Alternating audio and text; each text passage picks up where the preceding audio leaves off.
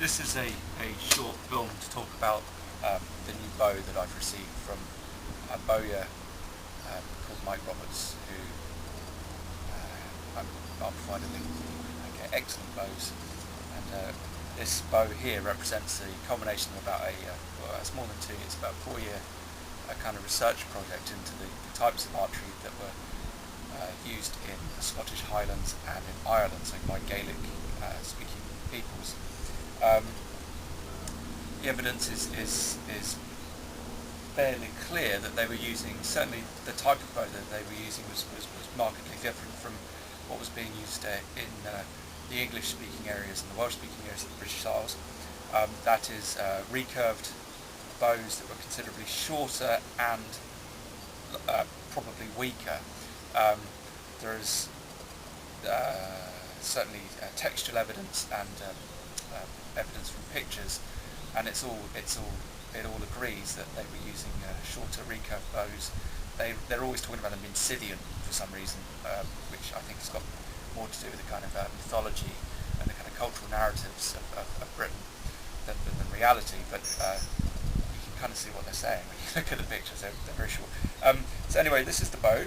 It's made of yew, as they are described as being made of yew, and if you look at the picture, certainly Dura's picture of the gaelicbow has it's clearly a yew bow, and there's others. You can see that the mark between the sap and the heartwood is really clearly represented on images. And then we've got Gaelic poetry, which says pretty much they used yew bows. So here we go. This is Mike Roberts and mine's attempt at this. He made it. I just said let's do it. It's slightly less bowed, if you like. There's more of a kind of a Cupid style recurve in the pictures, and they often in the pictures often seem substantially thicker. But I don't know whether this is whether they were depicting accurately depicting what they saw. I mean, one of the problems with line drawings and woodcuts is that you've got the problem with the medium. You need to be able to see, what's being depicted in the medium. So they were possibly the one in the Dura's picture of the gaelicbow, that bow looks like it would shoot about 200 pounds. It's so thick, and I would have thought that the wood itself wouldn't be able to sustain because it's very short. I think it would just break. This bow's pulling about 55, possibly 60 pounds. Sorry, this is a modern bowstring on it. It's pulling about 55 to 60 pounds. Spencer says that Scottish bows weren't very powerful, and 55 to 60 pounds is about what modern bow hunters use. Certainly, people who use bows to hunt, like Hadza and people like that, their bows are average around 50 pounds. So it's a kind of good average weight. They could have been more powerful. And possibly they were. The quiver is based on, designed by, I think it's called Nick Birmingham. Big Bow Brum is his YouTube channel. I modified it slightly. His one is based on, I think there are some that were found on the Mary Rose, so his is based on Mary Rose designs, but there's very little pictorial evidence of English quivers being used, 1 or 2 pictures, whereas for Gaelic quivers there's hardly any quivers, but there's loads of pictures, so we know that they didn't have the flaps to protect the fletchers, and that they were less baggy. They always look less baggy than this, but I quite like this design. I think it's quite clever. It opens at the bottom so you can get your mean sort of horse galling and all the other weird and wonderful types of arrows. You can get them out the bottom, and they come out. It's spaced at the top, so you can get them out pretty easily like that. And the belt here is a medieval Scottish bow by Todd Booth. Scottish belt by Todd Booth, which is also quite nice. How does the bow shoot? Well, the bow is extremely fast, incredibly fast, and it's also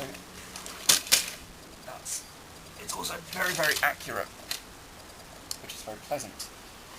It's a very pleasant shooting experience, and I'm really pleased with it. I think Mike's done an amazing job actually making this bow.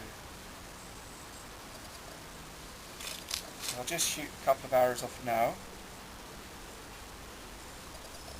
so you can get an impression of how it shoots, and I'll try and... It's not really Scotland, is it? It's Tunbridge Wells on a really bright sunny day, but, you know, there you go.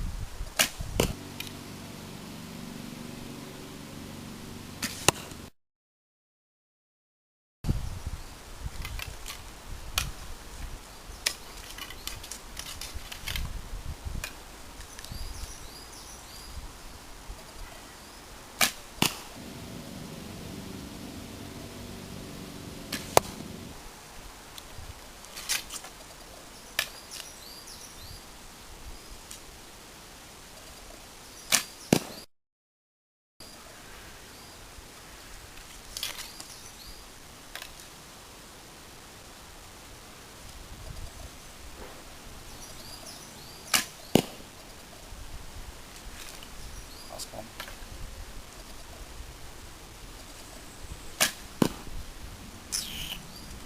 And then we'll shoot a broad-headed arrow, like so.